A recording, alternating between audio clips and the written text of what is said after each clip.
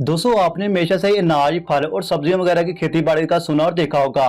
लेकिन आज हम आपको चीन के एक ऐसे इलाके के बारे में बताएंगे जहां अनाज, फल, सब्जियों की नहीं बल्कि जिंदगी को चलाने के लिए सांपों की खेती बाड़ी करना पड़ती है। जी हाँ दोस्तों, हैरान मत हो क्योंकि चीन में मौजूद ये इलाका काफी लंबे टाइम से यही काम करता आ रहा है। जहाँ पर हर किसी को सांप के नाम से डर लगता है, वहीं पर चीन के ये लोग और इनके छोटे बच्चे सांप के दरमियान अपनी जिंदगी गुजार देते हैं। आज हम आपको सांप की खेती बाड़ी करने के ऐसे सच बताने वाले हैं कि लोग कैसे सांपों की खेती बाड़ी करके करोड़ों रुपए कमा रहे हैं। लेकिन ये सब जानने से पहले अगर आपने अभी तक हमारे चैनल को सब्सक्राइब नहीं किया तो आइंदा ऐसी इंटरेस्टिंग वीडियोस के लिए हमारे चैनल को सब्सक्राइब करना मत भूलिएगा। दोस्तों जैसा कि हमने आपको पहले ही बताया कि चीन के इलाका जेजिकिया के लोग, जिनकी आबादी सिर्फ और सिर्फ 1000 के आसपास है, वो सांपों की खेती बाड़ी किया करते हैं, जिसको लेकर वहाँ पर 100 स्नेक फार्म बनाए जा चुके हैं।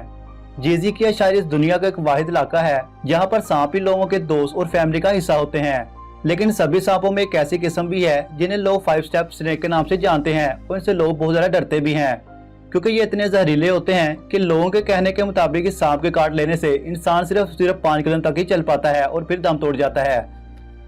वैसे तो इस छोटे से इलाके में तकरीबन 30 लाख तक सांप हर साल पाले जाते हैं, जिनमें वाइपर, कोबरा और अजगर जैसे जहरीले सांपों की खेती बाड़ी भी की जाती है, क्योंकि खास किस्म के इन सांपों के गोश्त को चाइना के लोग खाने में और इन सांपों की खाल को सुखाकर मुख्तलिफ तरह के अशिया बनाकर अच्छे दामों में फरोख्त कर देते हैं। और अगर बात स्नेक फार्मिंग की जाए तो सांपों को अंडों से निकलने से लेकर बड़े होने तक फार्म में ही रखा जाता है, और फिर जब ये बड़े साइज तक पहुंच जाते हैं तो इन्हें एक लेबोरेटरी में लाकर सबसे पहले इन जहर को निकाल लिया जाता है।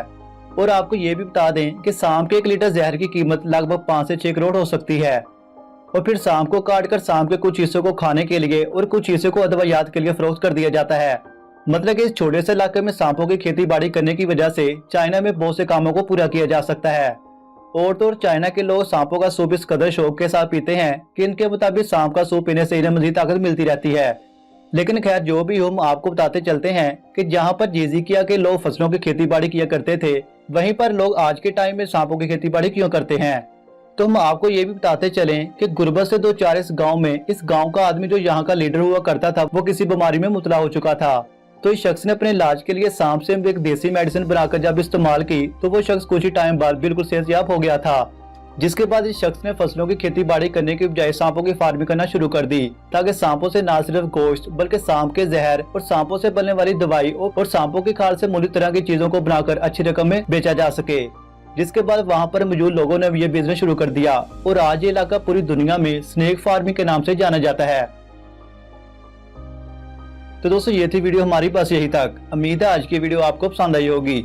वीडियो अच्छी लगे तो वीडियो को लाइक और आइंदा ऐसी इंटरेस्टिंग वीडियोस के लिए हमारे चैनल को सब्सक्राइब करना मत भूलिएगा। तो दोस्तों मिलते हैं इससे अगली एक और इंटरेस्टिंग वीडियो के साथ, तब तक के लिए इजाजत दें। अल्लाह हाफिज।